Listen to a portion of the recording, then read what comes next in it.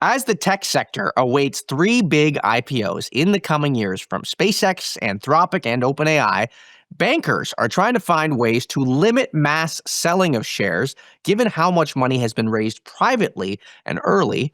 Joining me now to discuss the dilemma is Valida Poe, our deals reporter at The Information.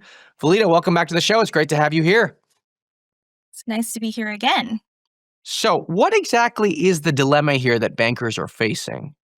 So because tech companies like SpaceX, Anthropic, and OpenAI has raised so much like private capital, and they want to raise more in the potential IPOs that could come in the next 18 months. And these companies all have like large shareholder bases and special purpose vehicles that created in their formation. That's why bankers are trying to see how do they phase out the selling of the shares.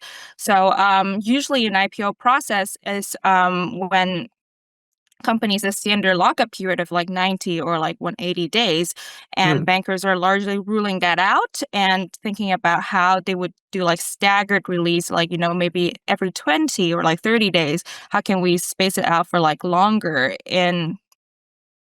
for like structuring those releases? So this is what they're thinking about, like with the companies. Well, this is kind of interesting because never before do I feel like we've seen a slate of IPO companies or IPO hopeful companies that have raised so much money. I mean, they have so many employees, they have so much capital, right? I mean, we see OpenAI is fundraising every 2 months. We hear a new round.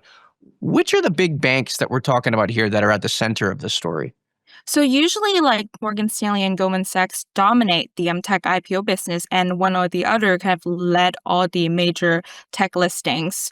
Of course, like all the other banks may want to get a seat in the IPO as well, but mostly it's the two banks that dominated the tech IPO business.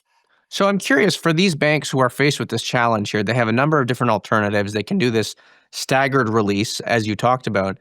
Is there anything to gain from the banker's end? Do they get more fees here if they get it right? I mean, I haven't even studied how the compensation for these banks worked, but what do they stand to gain?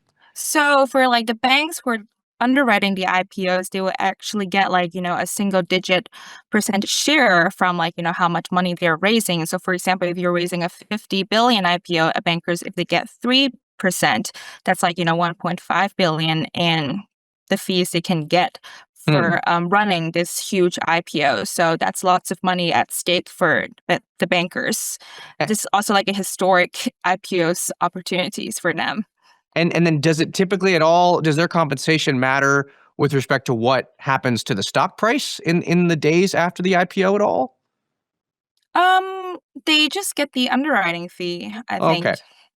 But I mean, it certainly is a dilemma. I mean, I wonder, based on everything you're seeing, do you have any sense on where this might go? Are you confident that they'll get it right? I mean, bankers, they seem to be pretty innovative, right?